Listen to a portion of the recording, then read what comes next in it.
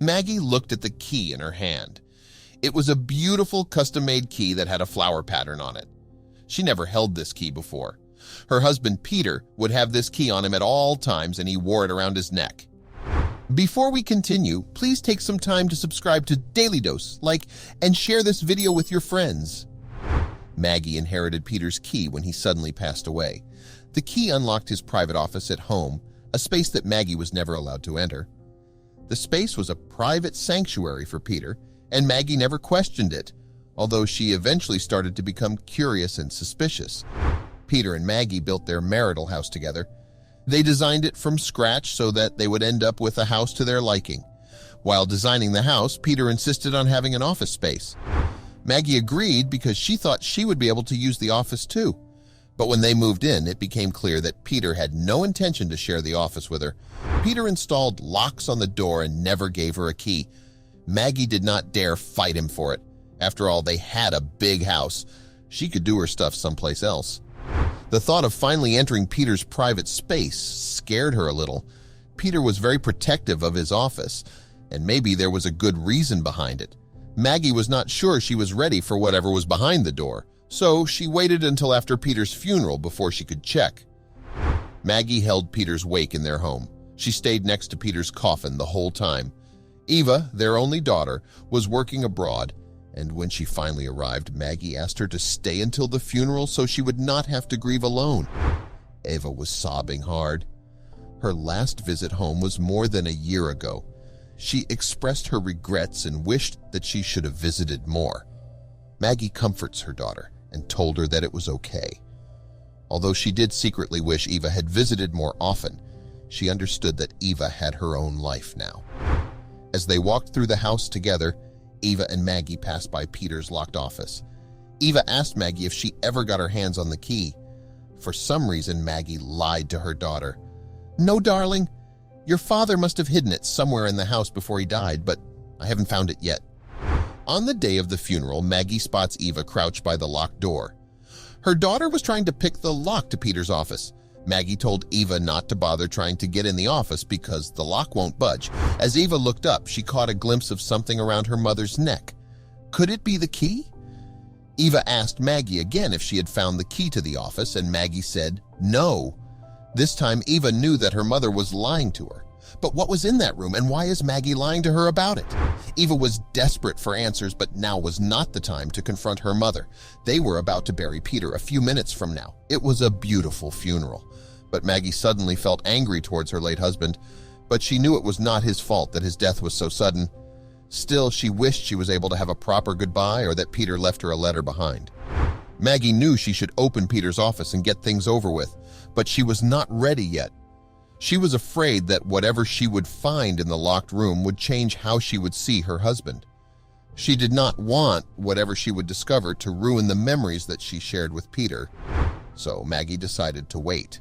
After all, she had gone through a couple of years not knowing what was behind the door. She could wait a little longer. A month passed by, and Maggie started to think less about Peter's office. But one day she felt lonely and looked for something that could help her connect to Peter. Maggie was searching around the house when she walks past Peter's office. Her hand automatically went up to feel the key around her neck, but the chain was gone. She remembered she left the key inside her bedside drawer so that she would not be tempted to open the room. Maggie thought to herself that perhaps now was the right time. So she went upstairs to her bedroom to retrieve the key, but when she pulled out the drawer, it was not there. Did somebody sneak into the room to take the key? Maggie could not call Eva since she did not know about the key. Or did Eva find out that Maggie was lying and got the key herself? What if Eva found the key and took it? Maggie would never be able to open Peter's office on her own. She needed that key. Maggie was becoming paranoid. It was as if she felt like she could not trust her daughter anymore. Maggie shook her head. Her thoughts were ridiculous. She must have just misplaced the key herself. Maggie tried to look behind the drawer. She saw something shiny on the ground, but she was not sure if it was the key. Maggie struggled to move the drawer. It was the key, but how did it get there? Maggie was sure it was not her doing. Maggie quickly picked up the chain and key and put them around her neck. She suddenly did not feel alone anymore, but it was not a good feeling. It was an eerie one, as if someone was watching her every move. Then Maggie heard noises coming from somewhere inside the house. Curious, Maggie followed the noise. It seemed to be coming from Peter's office. Is there something alive inside the room after all this time? Her hand clutched the key near her chest. Maybe it was finally time to open the door. She takes the key out and put it in the lock. Maggie's heart was beating fast and she could feel her hands getting sweaty. In a few seconds, she will finally get to see what is in the room. She has never been in this part of the house ever since they moved in, and she did not know what to expect. When she opened the doors to her husband's private space for the very first time, she could not believe her eyes. She did not know what to feel when she looked around the room. It was definitely not what she had expected. Peter's office was just like an ordinary room. There was a desk, a bookshelf that contained books she never knew he had, and a lounge chair in the corner. The curtains were closed, and she opened them to let in more light. But then she noticed that one of the windows was open. Maggie found this strange. She closed the window and turned around. Then she gasped. Now that there was more light in the room, she sees a book lying open on the side table. This must be the last book he was reading before passing away. She picked up the book and sat down on his chair. She found herself teary-eyed. She missed Peter. The room still smelled like him. Then Maggie saw a locked cabinet on the darker side of the room. Maggie could not find the key, so she grabbed a heavy candle holder and pounded on the lock until it broke. Once she opened the cabinet doors, she saw that there was a huge safe. This must be Peter's secret. This must be why he kept the office locked up. The safe looked old and heavy. She tried and realized that it had a 6-digit code. Maggie tried to guess her way into the safe.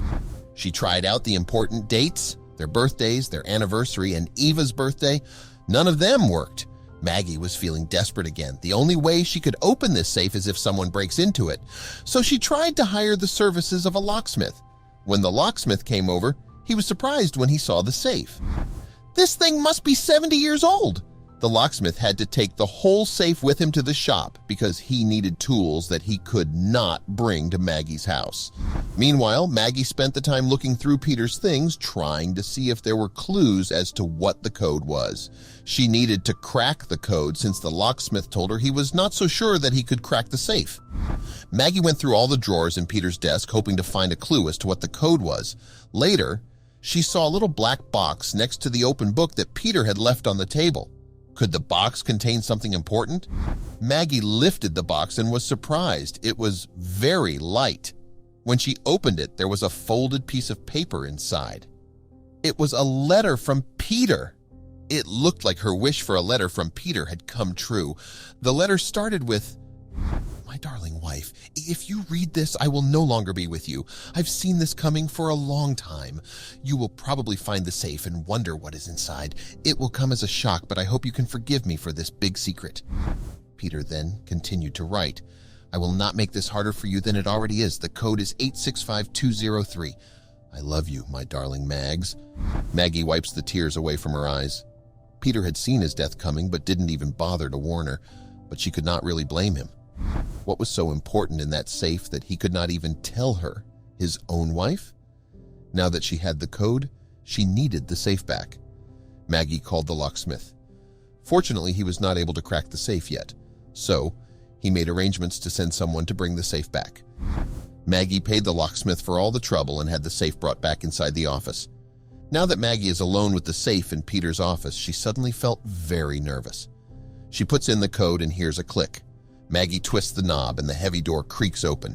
Inside the safe was a black binder filled with loose papers. Peter had always been secretive. Maggie had never even met his family. He told her that he had lost his family in a horrible house fire. She does not even remember what his hometown was. As she went through the binder, she found out that everything was a lie. The binder had a lot of letters from what seemed to be his family, and there were also a couple of family photos. It turned out that he has been in contact with his family for years.